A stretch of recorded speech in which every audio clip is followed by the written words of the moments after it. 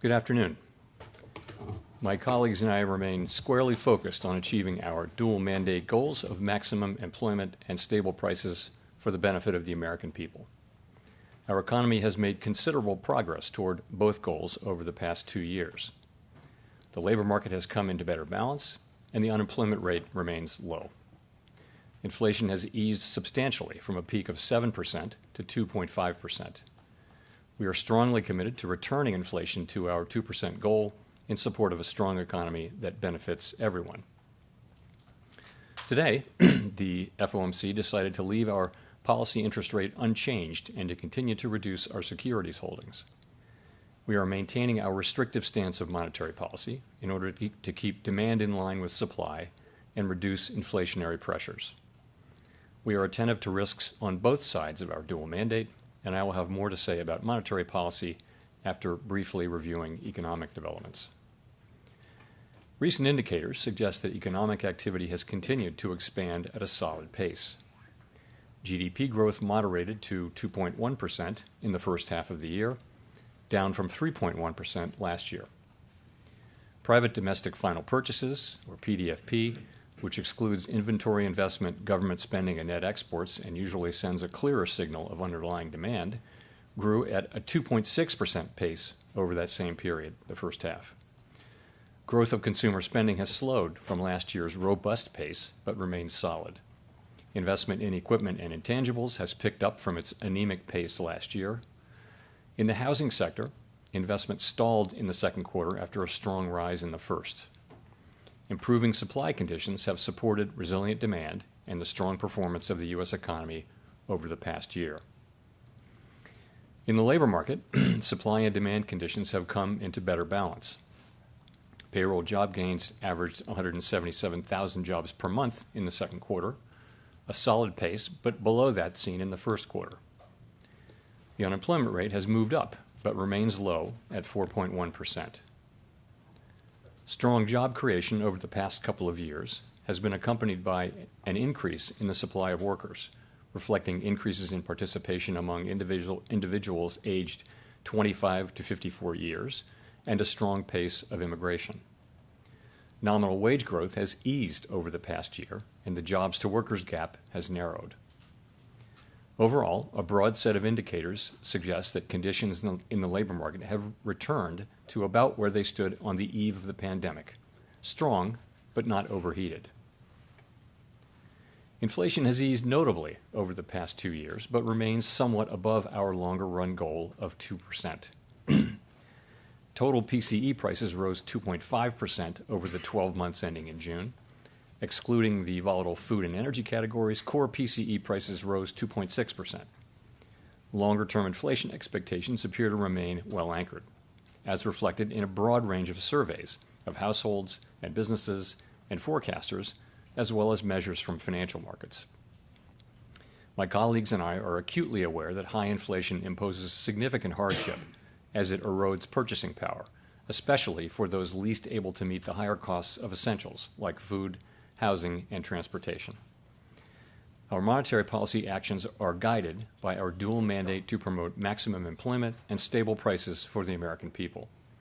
In support of these goals, the committee decided at today's meeting to maintain the target range for the federal funds rate at 5.25% to 5.5%, and to continue reducing our securities holdings. As the labor market has cooled and inflation has declined, the risks to achieving our employment and inflation goals continue to move into better balance. Indeed, we're attentive to the risks to both sides of our dual mandate. We have stated that we do not expect it will be appropriate to reduce the target range for the federal funds rate until we have gained greater confidence that inflation is moving sustainably toward 2%. The second quarter's inflation readings have added to our confidence, and more good data would further strengthen that confidence. We will continue to make our decisions meeting by meeting. We know that reducing policy restraint too soon or too much could result in a reversal of the progress we have seen on inflation. At the same time, reducing policy restraint too late or too little could unduly weaken economic activity and employment. In considering any adjustments to the target range for the federal funds rate, the committee will carefully assess incoming data, the evolving outlook, and the balance of risks. As the economy evolves, monetary policy will adjust in order to best promote our maximum employment and price stability goals. If the economy remains solid and inflation persists, we can maintain the current target range for the federal funds rate as long as appropriate. If the labor market were to weaken unexpectedly or inflation were to fall more quickly than anticipated, we are prepared to respond. Policy is well positioned to deal with the risks and uncertainties that we face in pursuing both sides of our dual mandate. The Fed has been assigned two goals for monetary policy: maximum employment and stable prices. We remain committed to bringing inflation back down to our 2% goal and to keeping longer-term inflation expectations well anchored. Restoring price stability is essential to achieving maximum employment and stable prices over the longer run. Our success in delivering on these goals matters to all Americans. We understand that our actions affect communities, families, and businesses across the country. Everything we do is in service to our public mission. We at the Fed will do everything we can to achieve our maximum employment and price stability goals. Thank you. I look forward to your questions.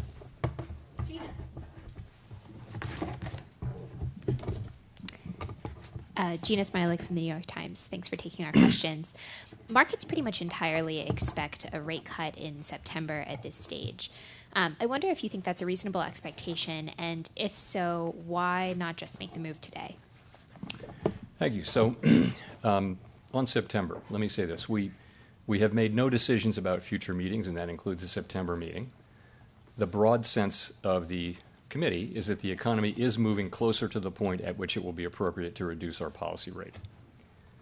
In that, we will be data dependent, but not data point dependent. So it will not be a question of responding specifically to one or two data releases. The question will be whether the totality of the data, the evolving outlook, and the balance of risks are consistent with rising confidence on inflation and maintaining a solid labor market. If that test is met, a reduction in our policy rate could be on the table as soon as the next meeting in September. So you asked why not today, and I would just say, again, that the broad sense of the committee is that we're getting closer to the point at which it will be appropriate to reduce our policy rate, but that we're not quite at that point yet.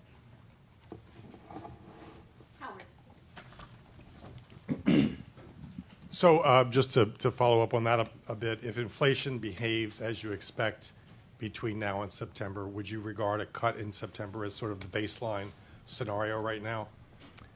So I guess I would think about it this way. I'll give an example of cases in which it would be appropriate to cut and maybe that it wouldn't be appropriate to cut. So if we were to see, for example, inflation moving down quickly or more or less in line with expectations, growth remains, let's say, reasonably strong, and the labor market remains, consistent with its current condition, then I would think that a rate cut could be on the table at the September meeting. If inflation were to prove, stickier and we were to see higher readings from inflation, disappointing readings, we would weigh that along with the other things. I think it's going to be not just any one thing. It's going to be the inflation data. It's going to be the employment data. It's going to be the balance of risks as we see it. It's going to be the totality of all of that help us make this decision. And just to follow up on that, specifically, in what ways right now, given all you've seen over the last few months in particular on shelter, on services, et cetera, in what ways are you not confident right now that inflation is on the way back to 2%? I think it's just a question of seeing more good data. We have seen the last couple of readings have certainly added to confidence, and we've seen progress across all three categories of core PCE inflation. That's goods, non-housing services, and housing services. So it's really just, we had a quarter of poor inflation data at the beginning of the year. Then we saw some more good inflation data. We had 7 months at the end of last year. We just want to see more and gain confidence. And as I said, we did gain confidence, and more good data would cause us to gain more confidence.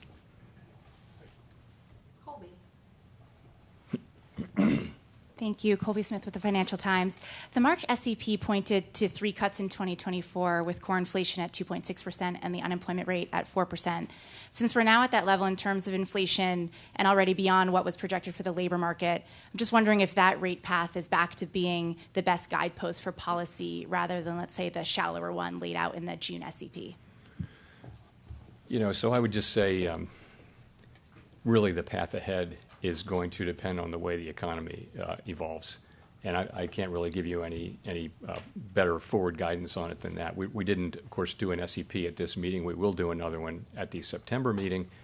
I would just say I can imagine a scenario in which there would be everywhere from 0 cuts to several cuts, depending on the way the economy evolves. And I wouldn't want to lay out a baseline path for you there today.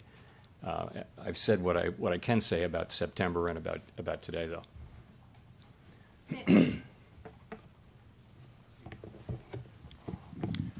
Nick Timmeros of the Wall Street Journal. Chair Powell, you've said before that you wouldn't wait until inflation got to 2% to cut rates because of how inflation has lagged. Does that apply for the labor market, too? If the labor market is back in equilibrium, why is restrictive policy and potentially very restrictive policy, given the high real funds rate, warranted right now?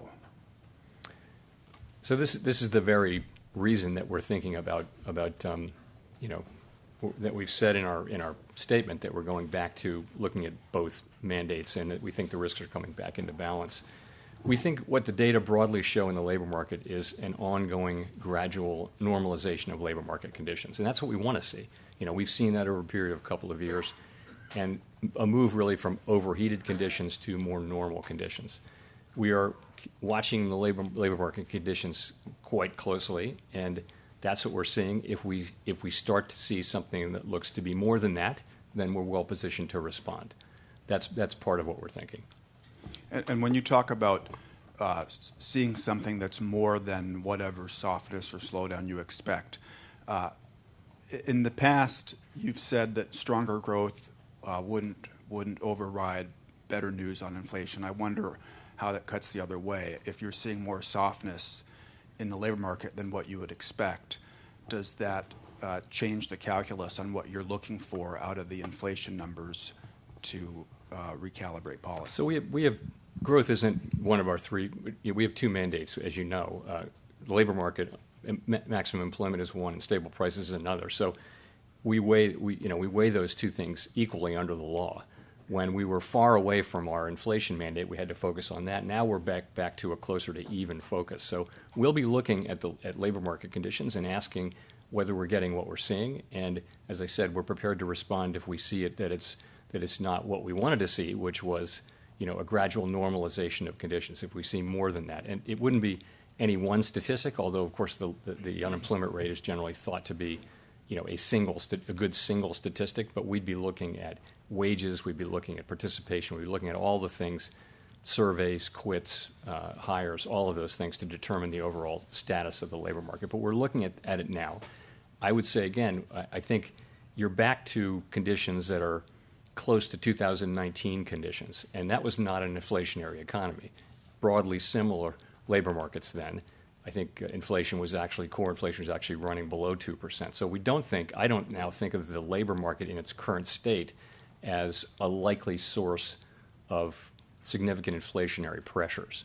So I would not like to see material further cooling in the labor market, and that's part of what's behind our thinking. The other part, of course, is that we have made real progress on inflation, and we've got growing confidence there that we are not quite there yet, but we're getting more confident that we're on a sustainable path down to 2%. So those 2 things are working together, and we're factoring those both into our policy. Chris Rugaber at Associated Press. You mentioned not wanting to see any further cooling in the job market. Why not, or would you consider preemptive cuts to prevent if you saw risks of an unexpected cooling? Is that something you would cut ahead of time for? So I wouldn't say I wouldn't want to see any other cooling. It would be more of a material difference. If we'd be looking at this and if we see something that looks like a more significant downturn, that would be something that we would have the intention of responding to. So in terms of, I don't think of it that way. I think of it as, we're actually in a good place here. We're balancing these two risks of, go too soon and you undermine progress on inflation, wait too long or don't go fast enough, and you put at risk the recovery. And so we have to balance those two things. That's the nature of having two mandates. And I think this is how we balance them. It's a rough balance, but it does feel like that. Again, the labor market feels like it's in a place where it's just a process of ongoing normalization. 4.1% unemployment is still historically low, and we'll just have to see what the data show us. And just to follow quickly, wanted to see what you thought of the recent JOLTS report, which did show gross hiring has come down even below 2019 levels. Layoffs remain low, so it painted a picture of a very static labor market. Is that sustainable in your view, or something that is worrying?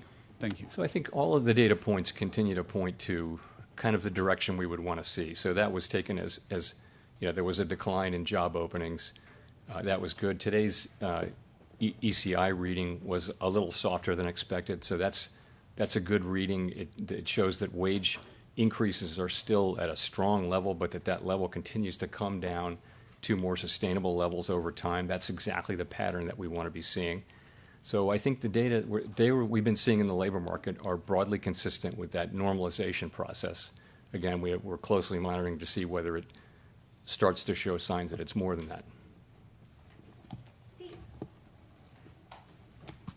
Steve Leisman, CNBC. Mr. Chairman, back in March you talked about cutting rates as a process, and in June you talked about the idea that, one rate cut wouldn't do anything. So I wonder if you can sort of follow up on Colby's question. Talk about, are you weighing the economy right now in terms of its ability to withstand multiple rate cuts? Talk us through the process that you're thinking, or is it just one rate cut, or are you in the process now of thinking that rates need to be normalized here? Thank you. Yeah, I can't really say that, honestly. We've seen significant movement in the labor market, and we're very mindful of this question of is it just normalization or is it more? We think it's just more normalization, but we want to be in a position to support the labor market. At the same time, we're seeing progress on inflation. So, we actually got to this. We raised rates a year ago at the July meeting, and if you look at the situation in the economy a year ago, inflation was over 4%. It was a completely different economy. Now we've made a lot of progress, and the labor market has, I think, unemployment was in the threes, mid threes. So it's a different economy, and I think it's time. It's coming to be time to adjust that so that we support this continued process. The thing we're trying to do is, that we have we've had this really significant decline in inflation, and unemployment has remained low. And this is a really unusual and historically unusual and such a welcome outcome for the people we serve. What we're thinking about all the time is how do we keep this going? And this is part of that. We think we don't need to be 100% focused on inflation because of the progress we've made. 12-month headline at 2.5, core at 2.6. It's way down from where it was. The job is not done on inflation, but nonetheless, we can afford to begin to dial back the restriction in our policy rate. And I think we're just as part of a process. In terms of what that looks like, I think most rate, you would think in a base case that policy rates would move down from here, but I don't want to try to give specific forward guidance about when that might be, because the pace at which it might happen, because I think that's really going to depend on the economy, and that's highly uncertain. Rachel. Hi, Chair Powell, with Rachel Siegel from the Washington Post. Thanks for taking our questions. On inflation, do the past few months of good reports look like what we saw last year, where you really had a lot of momentum with a few bumps in between? Would you characterize that kind of momentum as back on track at this point in the year? Actually, what we're seeing now is a little better than what we saw last year. Last year, as we pointed out late in the year, a whole lot of the progress we saw last year was from goods prices, which were going down at an unsustainable rate, disinflating at an unsustainable rate. This is a broader disinflation.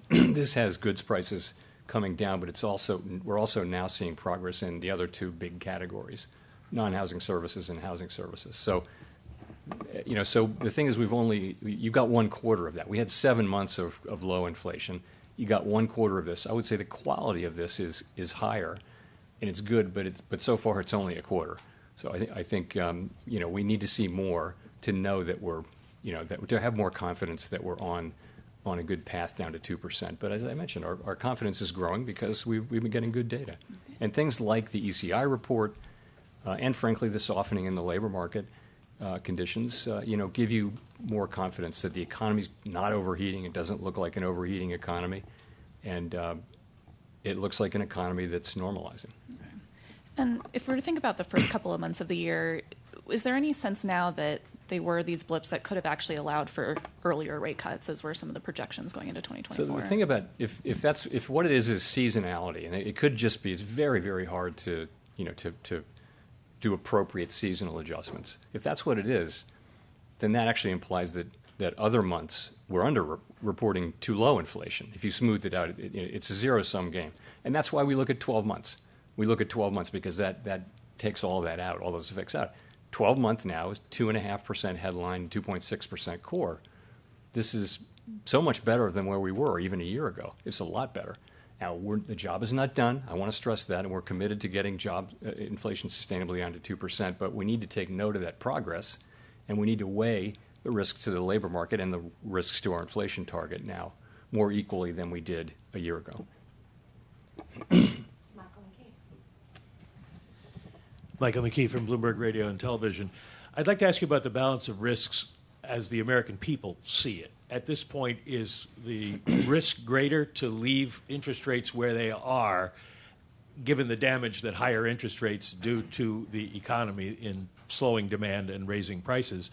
Or is it more important for the American people that you keep rates where they are to bring inflation down?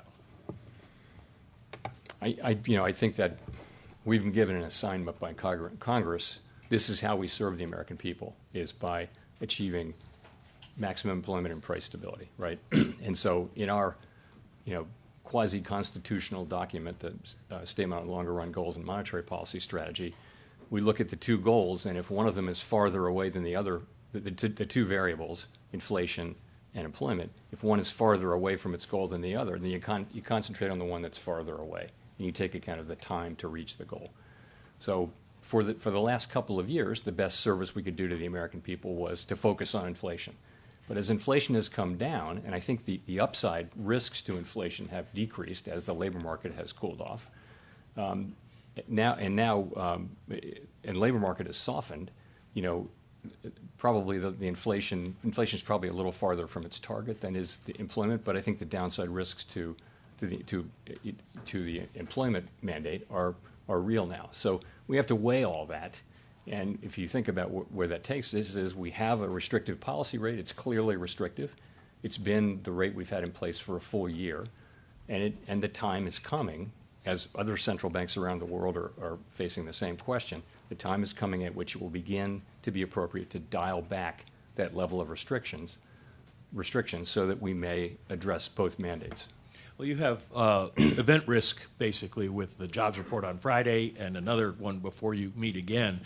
Are you certain that you won't fall behind the curve and lead to unnecessary unemployment if you wait until September? Certainty is not a word that we have in our business. So we get a lot of data between now and September, and it isn't going to be one data read or even two. It's going to be the totality of the data, all of the data, and not just and then how is that affecting the outlook and how is it affecting the balance of risks? That's going to be the assessment that we do. Of course, we'll all look carefully at the employment report, but so much other data coming in and so much happening between now and the September meeting, and we'll make a judgment.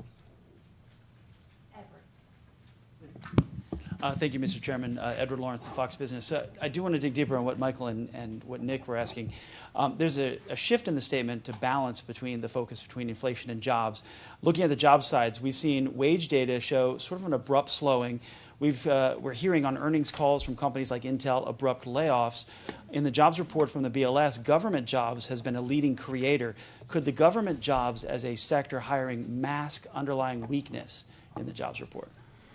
Well, we'll look at everything. We've seen some tendency to have a narrowing base of job creation in some months going back, but then we've had some months where job creation was broader, and also the headline number of jobs has come down. So but you look at the whole thing, and I think you do look at private demand extra carefully. To your point about government, so we'll just be looking at all those things. So as a follow then, so could the Fed then be behind the curve? Because you said some of the reports last meeting, you said the reports could be noisy or overstated. Was there a discussion of what kind of discussion was there for a cut today? And could the Fed be behind the curve? Yeah, so look, the objective is to balance the two risks, right? It's the risk of going too soon and the risk of going too late. We've been, we had 7 months of good inflation data at the end of last year. We said we wanted to see more. We pointed out that too much of this was coming from goods, and sure enough, the first quarter wasn't great inflation data. Now we've got another quarter that is good, and we're balancing the risk of going too soon against the risk of going too late. That's what we're doing. There's no guarantee in this. It's a very difficult judgment call, but this is how we're making it. But in terms of today, your question about today, we did have a nice conversation about this issue today. The overall sense of the committee, as I mentioned, is that we're getting closer to the point at which it'll be appropriate to begin to dial back restriction, but we're not quite at that point yet. We want to see more good data. The decision was unanimous. All 19 participants supported it. But there was a real discussion back and forth of what the case would be for moving at this meeting. A strong majority supported not moving at this meeting. That was the strong sense of the committee. But it's a conversation that we had today, certainly. Courtney. Courtney Brown from Axios. Thank you for taking our questions. When the Fed was raising rates, there was a lot of conversation about long and variable lags. I wonder if that applies on the way down too. How are you and the committee thinking about that? Yes, it does. And I think the lags have kind of showed up here in the last 6 months, by the way. You really do now see the restriction, whereas, even a few months ago, people were questioning how restrictive policy was. Look at the labor market now. You can see. And look at inflation. Rate-sensitive, interest-sensitive spending. You really do see now that policy is restrictive. I wouldn't say it's extremely restrictive, but it's certainly effectively restrictive.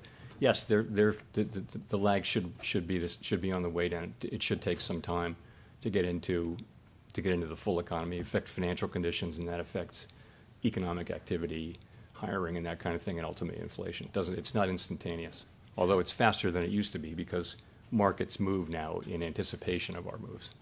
So are you worried then that if monetary policy acts with long and variable lags, even when you're lowering interest rates, it might be too late for the Fed to help stave off any kind of slowdown in the labor market or broader economy? Yeah, we have to worry about that. Just to make it clear, it's a very difficult, challenging judgment, and we don't want to go too soon. We don't want to go too late.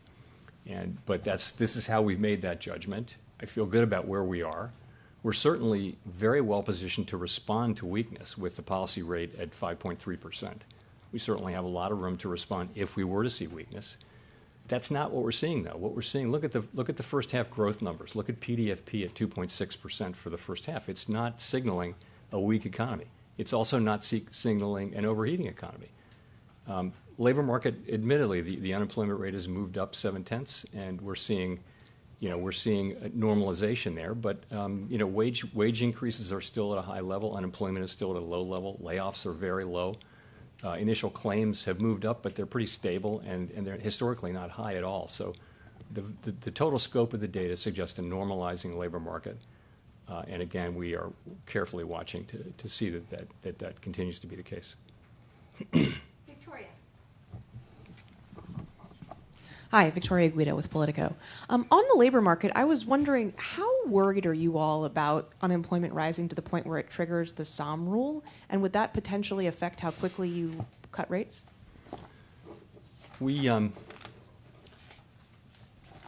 So I would just say that the question really is one of, are we worried about a sharper downturn in the labor market? So, and the answer is we're watching really carefully for that.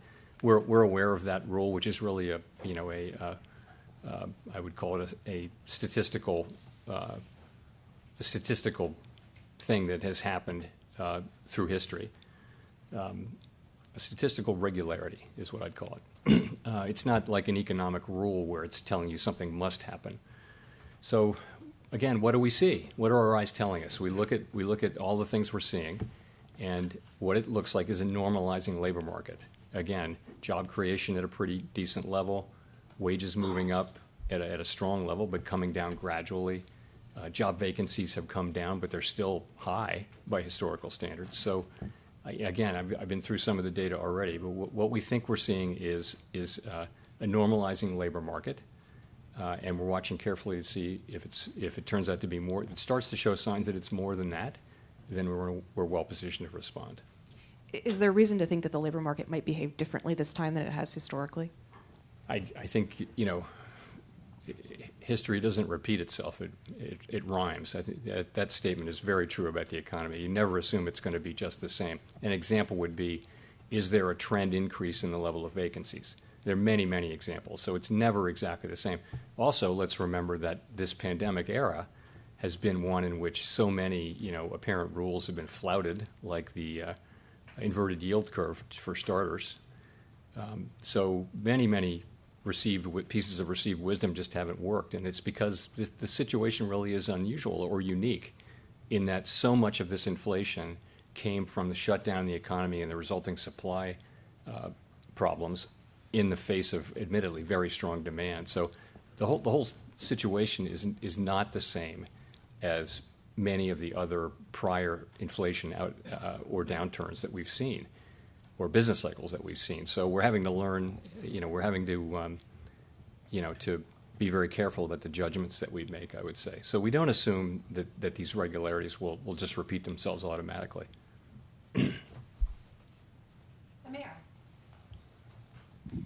Thank you, Chair Powell. I'm Mara Mokwe with Bloomberg. There seems to be quite a difference between what the anecdotal data are telling us, such as the very recent downbeat beige book, and the hard data. Do you take those anecdotes seriously? That is, that the economy and labor market are cooling much more rapidly than what's shown in the data? So I do take that seriously, and the beige book is great. What's even greater is hearing the Reserve Bank presidents come in and talk about their conversations with businesses and business leaders and workers and people in the non-profit sector in their districts. But I'll tell you, it's a pretty, the picture is not one of a slowing or, a really bad economy. It's one of, there are spots of weakness, and there are regions where growth is stronger than other regions. But overall, it's, again, look at the aggregate data. Aggregate data is, particularly PDFP, private domestic final purchases, is 2.6%, and that's a good indicator of private demand. So we listen to all of that, and it does. I think it's important to listen to anecdotal data and not just look at the aggregate data. Especially, it's very hard. GDP data can be volatile quarter to quarter, so it's just hard to measure economic activity. There are it's just difficult to do. So I look at both. But I wouldn't say that the anecdotal data is uniformly downbeat. It's more mixed.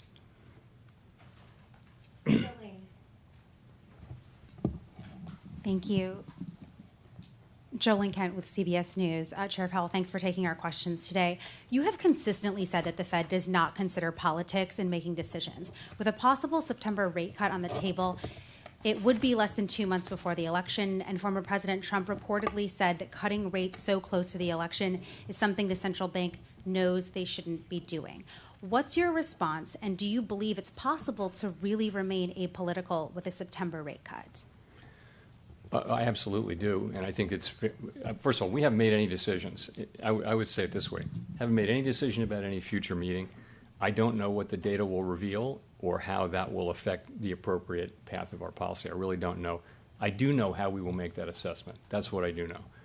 So if you take a step back, the current situation, again, is inflation has come down much closer to our goal, and that's happened while unemployment has remained low. We're very tightly focused on using our tools to try to foster that state of affairs continuing. That's at each of our meetings and all of our decisions, our focus is strictly on that and really on nothing else, doing our part, whatever that part may be.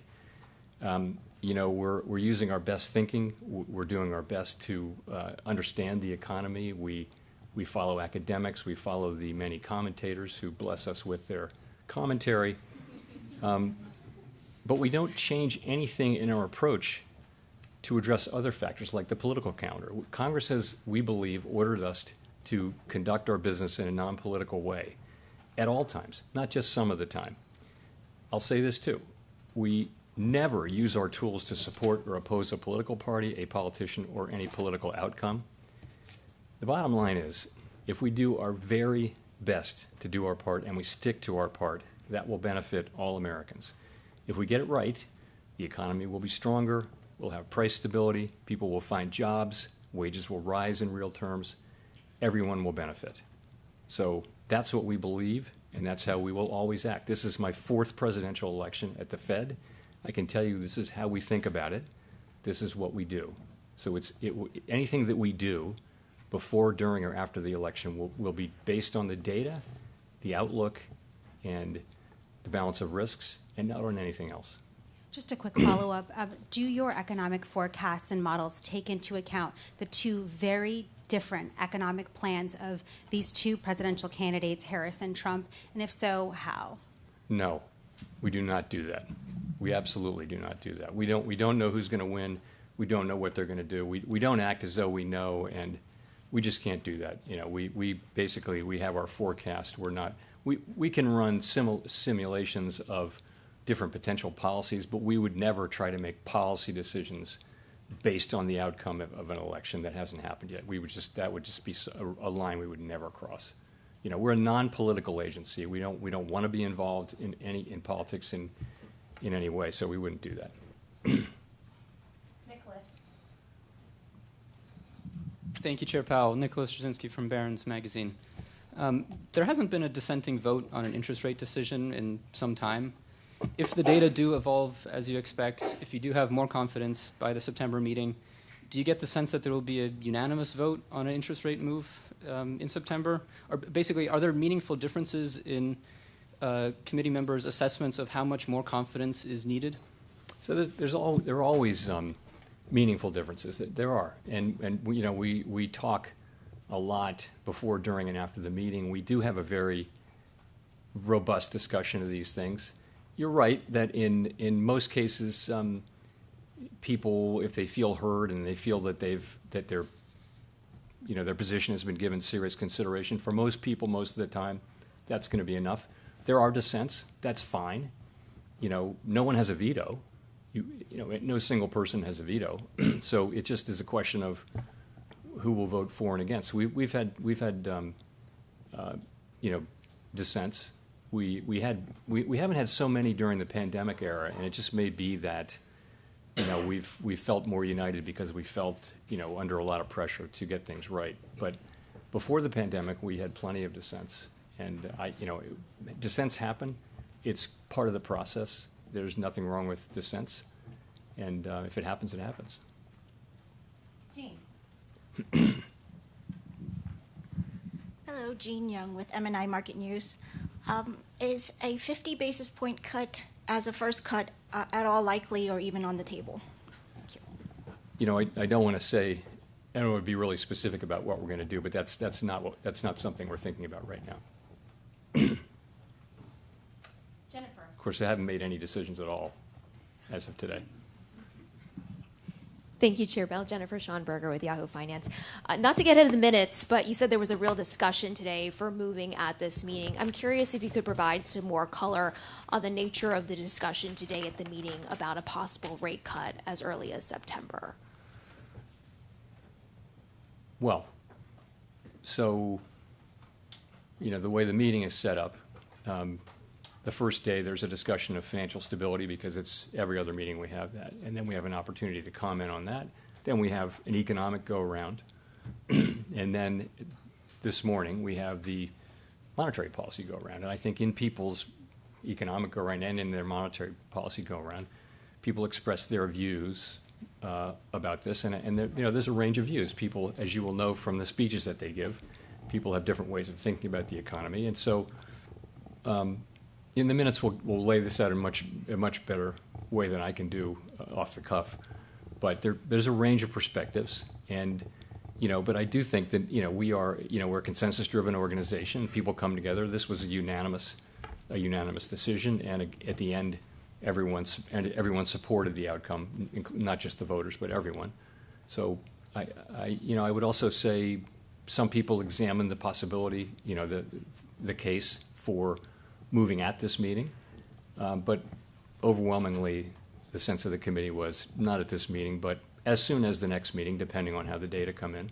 But there is a growing sense of confidence that you could move at the next meeting, assuming Yes. inflation comes.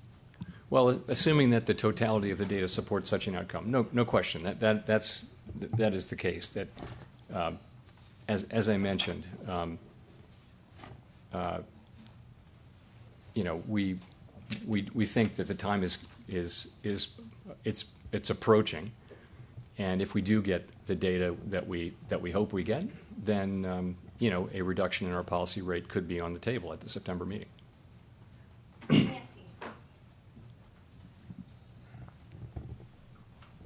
Hi, Chair Powell. Nancy Marshall-Genzer with Marketplace. Former New York President Bill Dudley wrote an op-ed in Bloomberg earlier this month, which you probably saw, in which he said, quote, "It might already be too late to fend off a recession by cutting rates. Dawdling now unnecessarily increases the risk." Is he wrong? So this is the judgment that we have to make, and we're well aware of the judgment. We're as I've said, we have to weigh the risk of going too soon against the risk of going too late. If we go too soon, we can, we had a lot of advice, to go ahead and cut after the 7 good months of last year. We didn't. We said we needed to see more. Then we saw some higher inflation. We've seen 1 quarter of good inflation, and we've seen the labor market move quite a bit. And as I mentioned, I don't think it needs to, cool off any more for us to get the inflation results that are related to the labor market. Not all inflation is, of course. So I think it's a difficult judgment to make, and what you see is the judgment of the committee is that that time is drawing near. That time could be in September, if the data support that. And have the chances of a hard landing increased?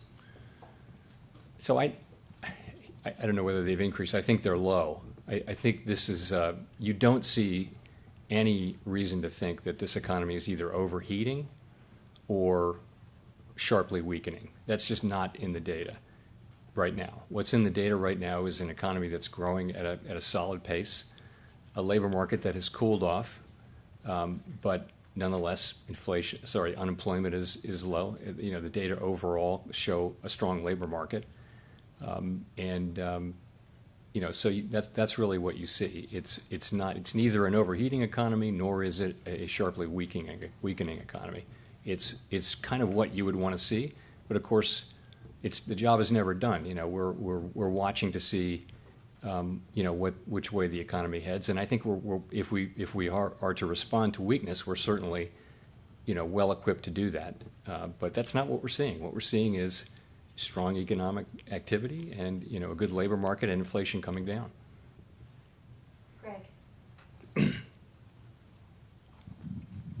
Thank you so much. In the minutes of the June meeting that came out a few weeks ago, there was a discussion about communications, and some Fed officials said maybe the Fed wasn't as clear enough about its reaction function.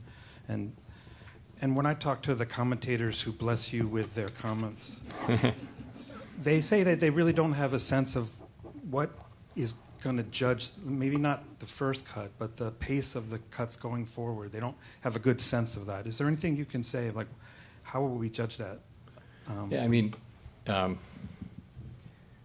I think the reality is that forecasters, and this isn't just the Fed by any means, forecasters have been continually surprised by, for example, the strength of the economy last year. So I think we had to be pretty humble about giving forward guidance about this, that, and the other thing. We need to be pretty careful about that. And when you're saying you're going to be data driven, of course, it's always what the data, how they affect the outlook and the balance of risks. But nobody has great vision deep into the future. In terms of a reaction function, that's a long time discussion that people have had forever. I think people have understood for a long time, actually, that we were very focused on bringing down inflation. Nobody was really confused about that. The data have, again, you've seen significant improvement in inflation just for the last quarter. Markets move around on the data, really, not so much. It's not really what we're going to do. It's more just that the data keep coming in, and markets are very, very responsive to that data right now. Go to Jeff for the last question. Thank you, Mr. Chairman. I'm going to change gears on you just a little bit from all of the rate talk and whatnot. With Fed now being in the books for a little over a year, there hasn't been a whole lot of talk about central bank digital currency, and wondering if you could give us an update on where things are with that. Is that considered a dead issue now? Is it still something that's being discussed within the committee, and what's happening with that?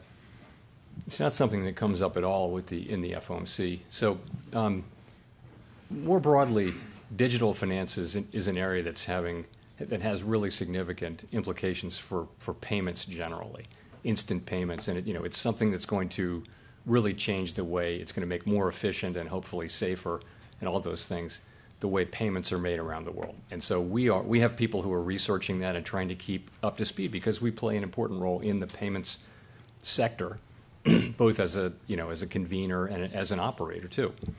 In terms of a CBDC, there's really nothing new going on. There's not much going on at all. We don't have the authority to issue a retail CBDC that's available to the public. We're not seeking that authority. So what we're doing is keeping up with developments there. Pretty much every major central bank in the world is at least doing that. Some of them are actually seriously looking at implementing a CBDC. We're really not. We're really just evaluating, the story and what's happening out there. I think it's work that we need to be doing which could be very beneficial down the road.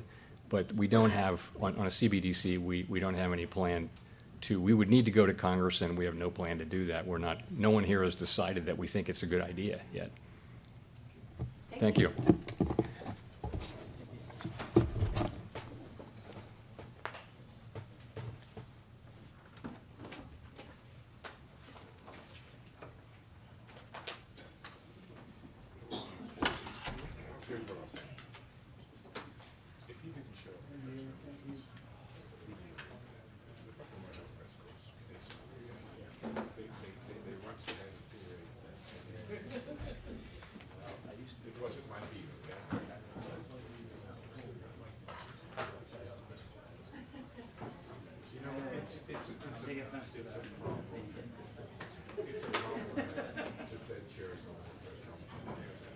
Dudley.